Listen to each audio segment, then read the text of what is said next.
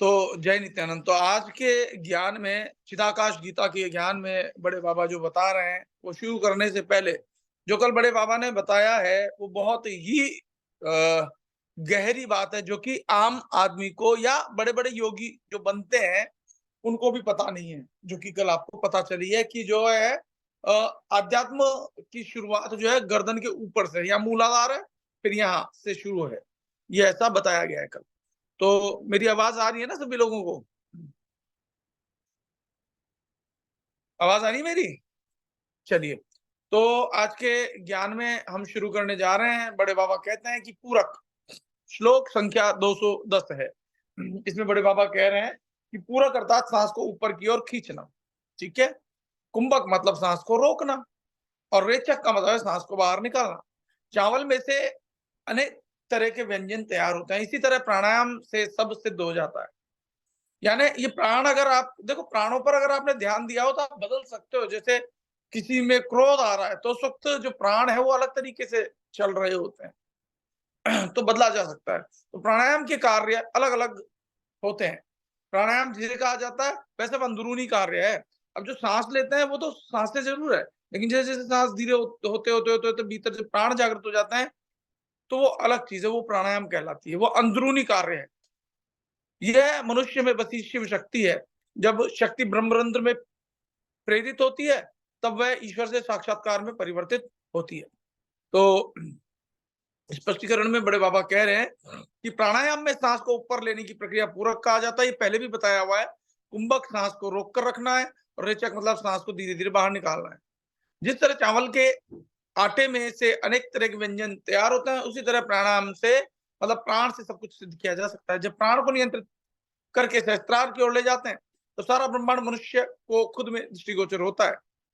ऐसा मनुष्य पूर्ण पुरुष है, क्योंकि ऐसा मनुष्य पूर्ण है और पूर्ण वही है। प्राणायाम जिसे कहा जाता है वह अंदरूनी प्रवृत्ति है। शिव शक्ति का विकास प्राणायाम से मनुष्य में होता है। जब शिव शक्ति ब्रह्मरंध्र की ओर जाती है और उसका वहन सुषुम्ना से होता है, तब मनुष्य को ईश्वर का साक्षात्कार होता है। और मैंने आपको बताया सुषुम्ना कैसे जागृत होगी, जब दोनों प्राण दोनों सांस जो आ रही जा रही है वो एक समान हो, भ्रूमध्य में ध्यान टिका हो, धीरे धीरे आप पाओगे कि आप जो है आनंद की ओर, आप विवेक की ओर बढ़ रहे हो, आप उस परम सत्य की ओर बढ़ रहे हो, ब्रह्मांड की ओर बढ़ रहे हो। फिर आगे 211 श्लोक में बड़े बाबा कहते हैं कि शिव शक्ति एक अविभाज्य है। देखो, शिव शक्ति अविभाज्य है क्यों कह रहे हैं? क्योंकि शिव से ही शक्ति जो है लगातार निकलती रहती है, जिससे सृष्टि बनती रहती है। लेकिन जब मूल प्रकृति अपने स्वरूप में है तो वो भी शुद्ध है, लेकिन मूल प्रकृति में जब अशुद्धता आ जाती है तब दिक्कत है। ठीक है ना? तो आगे समझा रहे हैं कि शिव शक्ति मतलब सांस को ऊपर की ओर खींचना। शिव शक्ति अर्थात प्राण वायु, वह ओमकार है, वह प्रणव है। प्रणव से सृष्टि होती है। प्रणव शरीर की चेतना है, ओमकार आत्मा की चेतना है। प्रणव, अब देखो, ओमकार प्रणव है तो शरीर की चेतना ओमकार है, ठीक है? ओमकार आत्मा की चेतना है और वही जो है आत्मा की भी चेतना है। अब समझने वाली बात यह है कि दो अक्षर का भेद है इसमें, एक संसार की ओर जाने वाली चेतना, एक आत्मा की ओर जाने वाली चेतना। ठीक है ना? ये यहां पर बताना चाहते हैं। ओमकार नारियल के खोपरे जैसा है, अंत वाला अनंत में एक सा हो जाता है। नदी समुद्र में एक हो जाती है और मन की वृत्तियां नदी जैसी हैं। अविभाज्य शिव शक्ति व समुद्र है। जिस तरह कागज को आग में जला दिया जाता है, तब वह अपना आकार खो देता है। मन अपना व्यक्तित्व आत्मा में खो देता है। 5-6 रास्तों के लिए मिलन का एक स्थान है। मतलब अलग अलग नदियां आती हैं लेकिन मिलती एक ही समुद्र में है। वो समुद्र 7 हमें दिखाई देते हैं, परंतु वास्तव में समुद्र तो एक ही है। वो जुड़े हुए हैं, लेकिन जिस हिस्से तक वो अलग दिखाई दे रहा है, हमने उसके नाम दे दिए, 7 नाम। ठीक है ना? फिर कहते हैं कि हम जिस रास्ते पर सड़क से या ट्रेन से, हम इस रास्ते पर सड़क से या ट्रेन से जा सकते हैं। कहीं अगर हमें जाना है तो कई तरीके हैं, उससे सड़क से जा सकते हैं, हवाई मार्ग से जा सकते हैं, ट्रेन से भी जा सकते हैं। शरीर एक ऐसी ट्रेन है जिसके द्वारा हम आ जा सकते हैं। तो ये शरीर जो है, इसके माध्यम से हम उस शिव शक्ति, उस ब्रह्मांड के साथ एक हो सकते हैं। स्पष्टीकरण में बड़े बाबा बता रहे हैं कि शिव शक्ति एक है और अविभाज्य है। शिव शक्ति मोक्ष का साधन है। शिव शक्ति व प्राण को ऊपर खींचना, यह है। शिव शक्ति प्राणवायु है, शिव शक्ति ओंकार है, शिव शक्ति प्रणव है, शिव शक्ति जिसने उसका साक्षात्कार किया है, उसके लिए सब कुछ है, सर्व है। ठीक है ना। अब शिव शक्ति का मतलब क्या है? आत्मा और उसकी चेतना। ठीक है ना। ये चेतना बाहर फैले जा रही है, फैले जा रही है, इसको लौटाना है। ठीक है। शिव शक्ति से ऊर्ध्व कुछ नहीं, शिव शक्ति से बड़ा कुछ नहीं है। सृष्टि का उद्गम प्रणव है। प्रणव ओमकार की सक्रिय शक्ति है। ओमकार सुप्रीम शक्ति, परम शक्ति है, जो पूर्ण निवृत्ति के स्तर पर है। प्रणव शरीर की चेतना का नाम है। प्रणव शरीर की चेतना का नाम है। जब ओमकार आत्मा की चेतना का नाम है, तो ओमकार सूखे नारियल के कोपरे जैसा है, जो किसी भी चीज के साथ बंधता नहीं। ये थोड़ा मुझे नहीं समझ में आ रहा है, लेकिन खोपरे वाला एग्जांपल मुझे नहीं समझ में आ रहा है, लेकिन हम आगे बढ़ते हैं और बहुत सारे एग्जांपल दिए हुए हैं। ओमकार सर्वव्यापक है। अंत वाली चीज अनंत वाली चीज के साथ एक हो जाती है। यानी जो नाशवान है वो अविनाशी के साथ एक हो सकती है। जब वो एक हो जाती है तो अविनाशी ही रह जाता है। तो वो जो अंत वाली चीजें वो दिखाई नहीं देती। वो एक से ही अनेक हुए हैं। वो एक में स्पंदन हुआ, मन से विचार बहुत सारे होने शुरू हो गए। वही जो बहुत सारे विचार जो पहले में, उसको वापस समेटना, संहार चक्र, और वापस बिंदु में आ जाना, वो है संहार चक्र। और अपने आप में, अपने निज स्वरूप में लौट जाना। वो एक ही है, एक का ही विस्तार है। पर आप विस्तारों में फंसे रहोगे तो कष्ट पाओगे। इसलिए उन विस्तारों से निकलो और वापस अपने उस निज धाम की ओर लौटो, उस आत्मा, उस परमात्मा की ओर लौटो।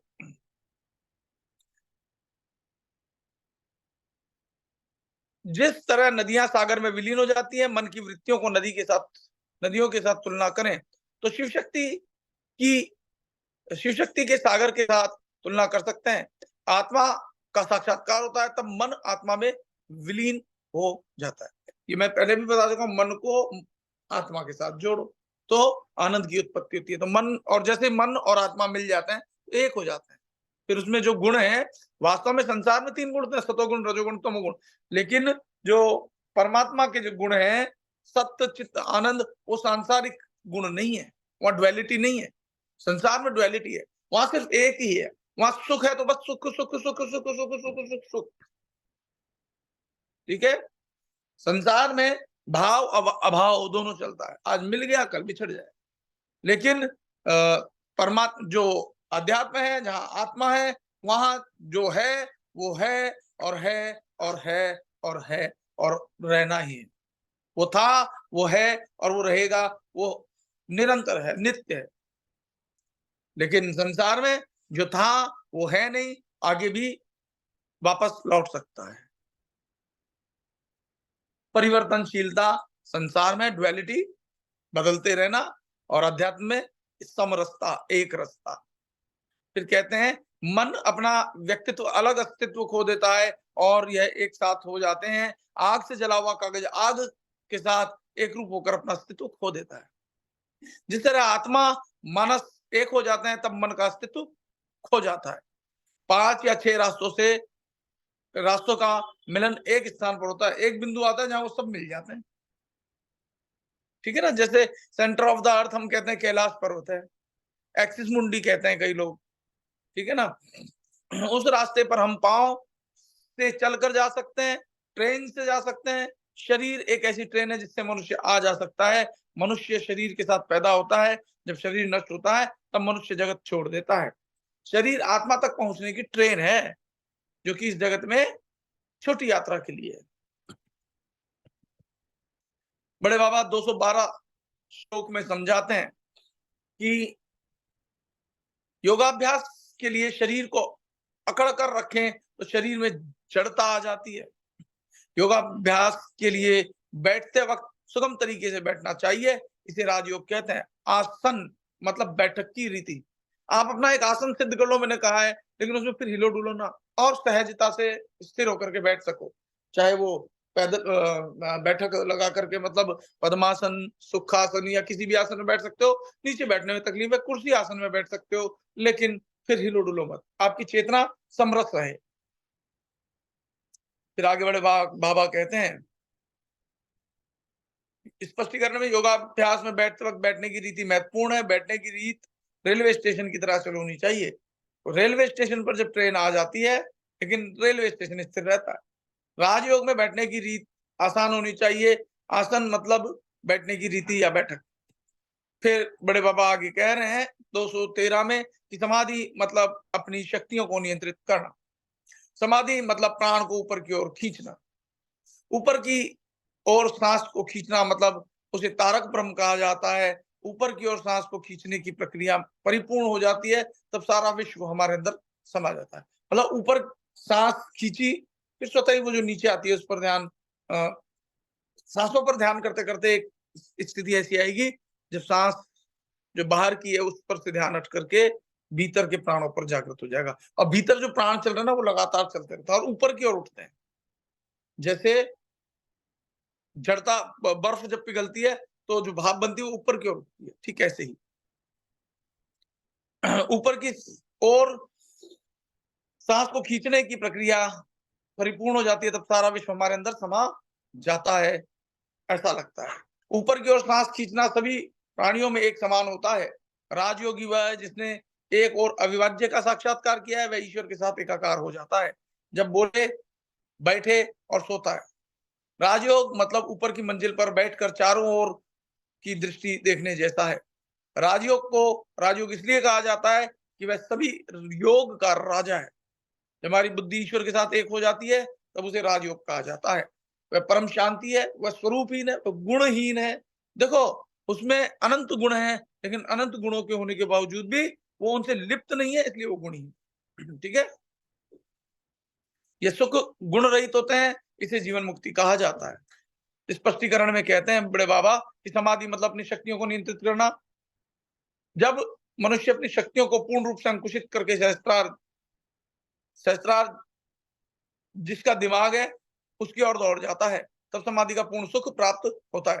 समाधि प्राण को ऊपर खींचने से समाधि सिद्ध हो सकती है। तारक ब्रह्म मतलब प्राण को ऊपर की ओर खींचना। प्राण जब उच्चतम स्तर पर पहुंचता है, तब सारा विश्व हमारे अंदर आ जाता है। जब हमारे अंदर ऐसी शक्ति का विकास कर सकेंगे कि जो सारे ब्रह्मांड को नियंत्रित कर सकती है। प्राण सभी प्राणियों में एक समान है, फर्क सिर्फ स्वरूपों का है, मूल तत्व का नहीं। राजयोग वह है जिसने उच्चतम स्तर प्राप्त किया है। सोते बैठते बोलते वक्त राजयोगी हरदम ईश्वर के सानिध्य में रहते हैं। राजयोग मतलब मकान के सबसे ऊपर वाले हिस्से में बैठना और नीचे की चारों ओर फैली सृष्टि को देखने जैसा है। राजयोग जब सिद्ध होता है, तब दिमाग में मन ऊपर की बैठक का अनुभव करता है। मन उसके बाद सुख का महासागर बन जाता है। राजयोग को राजयोग इसलिए कहा जाता है कि वह योग की विविध प्रकारों का राजा है। जब बुद्धि और ज्ञान एक हो जाएं, तब ईश्वर का साक्षात्कार होता है। राजयोग सिद्ध होता है। राजयोग मतलब परम शांति, वह स्वरूपहीन गुण रहित है। परम सुख तब सिद्ध होता है जब राजयोग सिद्ध होता है। ये सुख के कई चिन्ह या गुण नहीं है, सुख आकार रहित है। जीवन मुक्ति तब सिद्ध होती है जब परम शांति और परम सुख सिद्ध होता है। और आज का अंतिम श्लोक 214, सृष्टि का विलय अनंत प्रकृति में हो जाता है और प्रकृति में से फिर बाहर आना उसे सृजन कहा जाता है। सृष्टि का विलय अनंत प्रकृति में हो जाता है और आदि प्रकृति में से फिर बाहर आना सृजन कहा जाता है। इसमें पुनः प्रवेश को नाश कहते हैं। जब आप सिर्फ शरीर के लिए सचेत बने और सब भूल जाएं, तो उसे सृजन कहा जाता है। राजयोग के लिए किसी निश्चित तरह के कर्म क्रिया सूचित नहीं की जाती है। क्या कोई कर्मकांड नहीं है, ध्यान करना है, भीतर जाना है और बस उस ऊपरी माले पर पहुंच करके बैठ जाना है। कोई शिव भक्ति भी की नहीं जाती। यहाँ अब समझ लो शिव भक्ति से क्या तात्पर्य है। बाहर की कोई शिव भक्ति नहीं की जाती, बाहर हम जो करते हैं ना, ये राजयोग की बात है, भीतर की बात कर रहे हैं। इसके लिए कोई निश्चित स्थान नहीं बताया जाता, यह सब राजयोगी के मस्तिष्क दिमाग में होता है।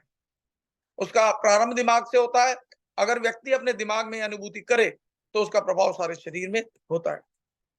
अब इसको स्पष्टीकरण में बड़े बाबा क्या कह रहे हैं, अब मस्तिष्क में ही तो दुख फील करते हो तो पूरे दिन दुखी दुख लगता है। अब मस्तिष्क में आनंद की अनुभूति करना शुरू कर दोगे तो आनंद से भर जाएगा शरीर। स्पष्टीकरण में सृजन प्रकृति में अदृश्य हो जाता है। प्रकृति वह ईश्वर की सक्रिय शक्ति है। ईश्वर वह निवृत्ति उच्चतम स्तर की होती है। प्रकृति के मूल स्वरूप में से बाहर आना उसे सृजन कहा जाता है। तो मूल प्रकृति को समझना, हम मूल प्रकृति से जब बाहर आ जाते हैं, मूल प्रकृति है क्या? आत्मा की ही शक्ति। ठीक है, जब आत्मा फिर कहते हैं सृजन कहा जाता है और पुनः उसमें विलीन होना उसे नाश कहा जाता है। जब व्यक्ति सिर्फ अपने शरीर के बारे में सचेत हो और दूसरी बातों में न हो तब उसे सृजन कहा जाता है। आत्मा जब परमात्मा में विलीन हो जाए तब विनाश लय कहा जाता है। राजयोग में किसी प्रकार का भक्ति का कोई विशेष स्वरूप नहीं है, किसी प्रकार की विशेष प्रक्रिया नहीं बताई जाती है, कोई निश्चित स्थान बताया नहीं जाता है। राजयोग निश्चित प्रकार के विधि विधानों से मुक्त है, कोई शिव भक्ति विशेष प्रकार की नहीं होती। ये सब मस्तिष्क में होता है। राजयोग में ईश्वर अनुभूति दिमाग में केंद्रित होती है। इस अनुभूति का प्रभाव चारों ओर पहुंचता है। इस प्रकार का प्रभाव वैश्विक सार्वत्रिक प्रकार का होता है। तो आज के ज्ञान में इतना ही। आप लोग इस पर अभ्यास करो, भीतर जाने की कोशिश करो, चेष्टा करो, शरीर भान से ऊपर उठो। वापस लौट आते हैं ठीक है, लेकिन शरीर भान में जितना ऊपर उठोगे उतना ही जीवन में आपके लाभ भी होगा, उतना ही जीवन में आपकी शांति होगी, उतना ही जीवन में आपके आनंद और सुख होगा। अब मैं यहीं पे स्टॉप करता हूँ वीडियो। आप लोग इसको ज्यादा से ज्यादा शेयर भी करो और खुद भी सुनो, ज्यादा से ज्यादा लोगों को जोड़ो, साधना में जोड़ो। यही उद्देश्य है कि लोगों के जीवन में, ज्यादा से ज्यादा लोगों के जीवन में सुख, शांति और सफलता पहुंचे। तो अब मैं रिकॉर्डिंग स्टॉप कर रहा हूँ।